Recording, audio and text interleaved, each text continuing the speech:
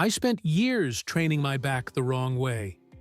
Heavy rows, endless pull-ups, every variation of lat pull-down you can imagine.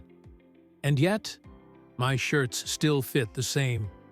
My back looked flat in photos. It was frustrating because I was working hard, but I wasn't working smart. Here's the truth nobody tells you. The back is the most complicated muscle group in the gym. It's not like chest day where you just press from different angles and call it done. Your back is made of multiple muscles, all pulling in different directions. And if you don't know how to hit them individually, you're leaving a ton of growth on the table. For years, I was guilty of making the two biggest mistakes in back training. 1. I kept using the same grip and the same angle for almost every exercise. 2. I let my arms take over instead of my back. So I'd finish workouts with my biceps pumped, but my back barely activated. The turning point came when I started studying the science. Biomechanics, muscle fiber recruitment, the way grip changes activation. Once I applied that knowledge, my back started to change fast. Thicker lats, more width, that 3D look from the traps to the erectors. And here's the best part. You don't need 20 different exercises, just a few in the right sequence, done with precision. So in this video, I'm going to show you the exact science-backed routine that finally gave me visible results. We'll hit every section of the back, from top to bottom, and I'll explain why each move works, so you can copy it and see the same growth. If this is already hitting close to home, hit that subscribe button, because what's coming next might just change the way you train forever. Exercise 1. Single-arm dumbbell row. We're kicking off with the single-arm dumbbell row, and that's not by accident. Starting with a unilateral movement forces you to slow down, focus, and really feel your back working from the very first rep. The truth is, most people rush straight into big compound pulls and let their stronger side dominate without even noticing. Here, we eliminate that problem before it starts. Position yourself beside a bench, placing one knee and the same side hand on the pad for support. Keep your opposite foot firmly on the ground and hold a dumbbell with your free hand. Your spine stays neutral, your chest open, and your eyes looking slightly forward, not at the floor. The row begins in your mind before it begins with your muscles. Forget about your hand and think about your elbow. Visualize dragging that elbow toward your hip in a smooth arc. This subtle change instantly shifts the workload away from your biceps and straight into your lats and teres major, the muscles we're here to target. As the dumbbell travels upward, control the path so it stays close to your body. At the top, pause for 1 or 2 seconds and squeeze like you're trying to pinch your shoulder blade into your spine. That pause isn't just for show. It's a proven way to increase muscle fiber recruitment and improve your mind-muscle connection over time. Now comes the part most lifters rush through, the lowering phase. Don't just let the dumbbell drop. Lower it under control, taking about 2 seconds, and feel the stretch in your lat. This eccentric control is a growth trigger your back desperately needs, but rarely gets when you're moving too fast. One clean, deliberate rep here does more for your development than 5 sloppy ones. There are 3 main traps you've got to avoid. First, twisting your torso to get the weight up. That cheat move robs your back of the tension it needs and turns the lift into a weird hybrid of a row and a shrug. Second, letting your wrist curl inward. That small detail pulls your biceps into the fight and pulls your lats out. Keep your wrist neutral so your arm is just a hook. Third, cutting the range of motion short. If your elbow doesn't pass the line of your torso, you're missing the peak contraction where the muscle works hardest. Aim for 3 sets of 10 to 12 controlled reps per side. resting 60 to 90 seconds between sets. Don't chase ego weight here. Chase the cleanest form you can muster. When done right, this isn't just an exercise. It's an activation drill that wakes your back up and primes it for every heavy pull that comes next. You'll feel your lats switch on, your grip steady, and your posture lock in place. That's the kind of start that sets the tone for the rest of the workout. Exercise 2. Machine row with wide grip. After locking in that mind-muscle connection with the dumbbell row, we move to the machine row with a wide grip. This is where we start attacking the middle and upper portions of the back, building that dense, thick look between the shoulder blades. The wide grip changes the pulling angle, shifting more work to the rhomboids, middle trapezius, and the central fibers of the lats. These muscles are often neglected because lifters stick to narrow grips or vertical pulls that miss this exact area. By placing it second in the sequence, we're hitting fresh muscle fibers before fatigue from other movements can steal your strength. Sit down and adjust the seat so the handles are level with your chest when your arms are fully extended. Plant your feet firmly, keep your chest pressed against the pad, and grab the handles with a grip slightly wider than shoulder width. Before you even start the pull, think about your shoulder blades. Squeeze them slightly toward your spine to pre-activate the muscles we want working. That little preset movement ensures your back, not your arms, initiates the lift. Now, as you begin to row, pull the elbows straight back and slightly outward, almost as if you're trying to touch your elbows to the walls behind you. This motion creates a powerful contraction across the middle back. Keep the shoulders down. Do not let them creep up toward your ears, because that instantly shifts tension to the upper traps and robs the target muscles of their workload. At the peak of the movement, hold for a brief pause, feeling the entire middle back tighten up like a sheet being pulled taut. The lowering phase is just as critical. Extend your arms slowly until you feel a gentle stretch through the lats and rhomboids, but keep the tension alive. Avoid letting the handles slam forward, because that eliminates constant tension and reduces the effectiveness of the set. Maintain control both ways, with a moderate pull and a slower, more deliberate return. One of the most common mistakes here is cutting the range of motion short. If you're not letting the arms extend enough at the start, you're losing the stretch that triggers muscle growth. Another frequent error is driving the movement with the arms instead of the back. Remember, your elbows are the drivers, your hands are just hooks. And watch out for shrugging during the pull, which shifts the load to the traps instead of keeping it in the mid-back. Aim for 3 sets of 10 to 12 reps with 60 to 90 seconds of rest. Keep the weight challenging but manageable. If you can't control the pause at the top, you've gone too heavy. When done correctly, this move builds the kind of mid-back thickness that makes your physique look powerful from every angle, whether it's a front pose, a side shot, or a rear lat spread. This is the movement that glues width and depth together, giving your back that 3D presence most people never achieve. Exercise 3. Cable pull-down with maximum load. With the mid-back fully engaged from the wide grip machine row, we now shift into a heavy vertical pull to target the upper and outer sections of the lats. The cable pull-down with maximum load is where we go for raw strength and high-intensity fiber recruitment, forcing the muscles to work under heavy tension through a long range of motion. This isn't the warm-up version. This is the point in the workout where we push the heaviest weight we can handle with perfect form, for pure size and power. Set yourself up standing or seated at the cable station, depending on your gym's setup, with your feet shoulder-width apart to create a solid base. Grip the bar or handles with a width that feels strong but still allows full elbow travel downward.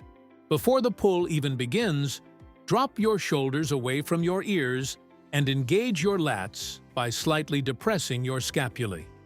This pre-activation step is critical. It takes the traps out of the movement and primes the lats to take the brunt of the load from the very first inch of the pull. As you start the movement, think about driving your elbows down toward your thighs, not just pulling the bar to your chest. This subtle adjustment shifts the line of force to favor the lats over the arms. Keep the elbows angled slightly back as they descend, which prevents the biceps from dominating. At the bottom, hold for a heartbeat and consciously contract your back hard. Imagine trying to crush something between your shoulder blades. That momentary pause under heavy load amplifies fiber recruitment and teaches your nervous system to fire those muscles more efficiently. The return phase is where most lifters get sloppy, especially when the weight is heavy. Resist the temptation to let the stack pull you back up. Instead, control the bar as it rises, maintaining lat engagement until your arms are fully extended overhead. The eccentric portion, even with heavy loads, is a growth accelerator if you resist it deliberately. Common mistakes here include using the torso as momentum by leaning too far back, which turns the movement into a hybrid row. Others fail to depress the shoulders at the start, letting the traps take over entirely. And one of the worst habits is pulling with the hands instead of the elbows, which reduces lat activation and overloads the forearms and biceps instead. For this exercise, go for 3 sets of 6 to 8 reps, with 90 to 120 seconds of rest between sets. The load should be challenging enough that the last rep feels close to failure, but not so heavy that form breaks down. When performed with strict form and full control, this movement builds the kind of lat sweep that makes your upper body look wider instantly, giving that V-taper effect that stands out even under a hoodie. Exercise 4. Front lat pull-down. At this point in the workout, your back is already pre-fatigued from rows and heavy pull-downs, which means every fiber we recruit now will have to work harder. The front lat pull-down, done with perfect form, is one of the most complete moves for developing the lats from a full stretch to a deep contraction. It's not just a pull the bar down movement, it's about precision, control, and keeping the tension exactly where you want it from start to finish. Sit at the pull-down station with your knees secured under the pads, spine neutral, and core braced. Grip the bar slightly wider than shoulder width and let your arms extend fully at the top. Before you move, visualize the path of the elbows. They're not coming forward toward your chest. They're driving down and slightly back toward your sternum. This mental cue shifts your focus from your hands to your lats, keeping the arms in a secondary role. Here's a technique that makes a big difference. As you start each rep, allow a gentle opening in the chest, almost like a mini stretch for the pecs. It may feel counterintuitive, but this pre-stretch puts your lats in a stronger position biomechanically, increasing their ability to contract powerfully through the pull. As the bar approaches your upper chest, keep your shoulders down and away from your ears. This keeps the traps quiet and the lats doing the work. The lowering phase is slow and deliberate, allowing your lats to stretch under control at the top without losing engagement. That stretch is crucial for stimulating growth, especially after the muscles are already warmed up and slightly fatigued. Don't rush through it. Feel the tension all the way. Mistakes to avoid include leaning too far back and turning it into a row, jerking the bar down with momentum, or letting your shoulders roll forward at the bottom, which kills lat engagement. Keep every rep clean and consistent. Aim for 3 sets of 8 to 12 reps, resting 90 seconds between sets. The goal here isn't ego lifting. It's getting the purest possible contraction and stretch on every rep. Done this way, the front lat pull-down will carve width into your back and help create that broad, athletic silhouette that makes your waist look smaller and your upper body look more powerful. Exercise 5. Lumbar hyperextension. We're wrapping up the workout with an exercise most lifters skip, and that's a mistake. The lumbar hyperextension isn't just a lower back move. It's the finishing touch that strengthens the spinal erectors, improves posture, and adds stability to every other lift you do. A strong lower back is the foundation for heavy rows, deadlifts, and even squats. Without it, you're building on weak ground. Set yourself up on the hyperextension bench so your hips are aligned with the edge of the pad and your ankles are locked under the supports. Your upper thighs should be firmly on the pad, and your body should start angled downward toward the floor. Before you move, engage your core and keep your neck in line with your spine. No craning up to look at the mirror. From this starting position, slowly raise your torso until it forms a straight line with your legs. The key is to stop there. Don't arch beyond parallel, because overextending puts unnecessary stress on the spine. Focus on contracting the muscles in your lower back to drive the movement, not just lifting with your glutes. The glutes will assist, but the intention here is to make the erector spinae the prime movers. Lower yourself back down under control, feeling the stretch in the lower back as you reach the bottom. Avoid using momentum to swing up and down. The slower, the better.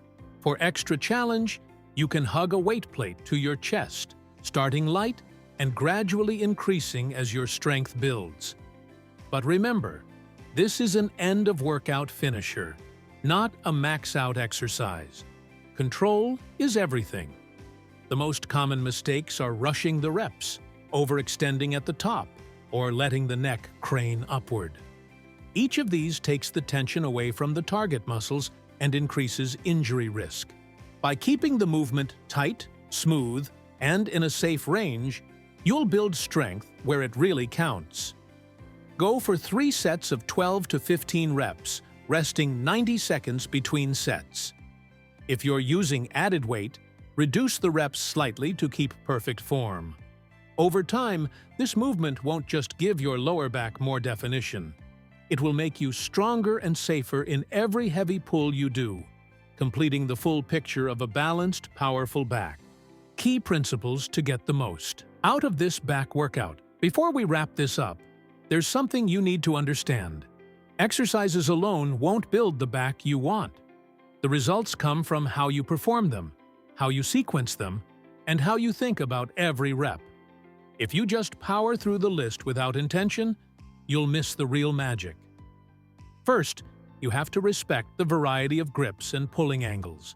Your back isn't one flat muscle. It's a collection of different muscles pulling in different directions. Vertical pulls like pull-downs and chin-ups stretch and build the outer and upper lats. Horizontal pulls like rows target the mid-back for thickness. Even small changes in grip, wide, close, pronated, supinated, or neutral, shift activation and hit fibers that otherwise stay dormant. If you always pull the same way, you're leaving half your back undertrained. Second, the mind-muscle connection is non-negotiable. In back training, it's far too easy for your arms to take over. You have to train your brain to think elbows, not hands. Every rep should start with your back muscles initiating the pull. Imagine your arms as straps connecting the weight to your torso. Nothing more. This mental shift alone can completely transform how your back responds to training. Third, control the movement from start to finish. The eccentric phase, lowering the weight, is where a massive amount of muscle growth happens, but most people just let gravity do the work. Fight the urge to rush it. Take at least 2 seconds on the way down, keeping tension in the target muscles the entire time. This doesn't just build more muscle, it protects your joints and tendons from unnecessary strain. Fourth, there's a reason we've put the exercises in this exact order. We start with activation and isolation so you can feel the muscles working. Then we go into heavy compound moves while your form is still sharp. After that, we hit precision work with perfect technique. And finally, we strengthen the stabilizers and support structures. This flow ensures you don't burn out the wrong muscles early, and it keeps your performance high all the way to the last set. Finally, watch out for the silent killers of progress: sloppy form, too much momentum, and ego lifting. The back responds to targeted tension, not to swinging weights around. Your goal isn't to impress the guy at the next bench. It's to create as much quality tension in the muscle as possible. The weights are just the tool. The real work is in your control, your posture, and your focus. Apply these principles every time you train, and this workout will do far more than just add size. It will shape your back in a way that stands out from every angle, in and out of the gym. And there it is, the exact science-based back workout that finally made my back visibly bigger. We started by waking up the muscles with targeted activation, then built strength and size with heavy compound pulls, carved detail with precision lifts, and finished by reinforcing the lower back for stability and posture. Every exercise had a purpose, every rep had intention, and when you combine that with the principles we talked about, your back can't help but grow. Now, here's the question. What's the one thing you're changing in your training after this? Is it the order of your exercises? Your grip variation? Or maybe just finally focusing on that mind-muscle connection? Drop it in the comments, because I want to know what's going to make the biggest difference for you. If this video gave you at least one aha moment, drop a like, hit subscribe, and let's keep building this together. And remember, your back is more than just muscle. It's the foundation for everything you do in the gym. Train it smart, train it hard, and you'll feel the difference every time you walk through those doors.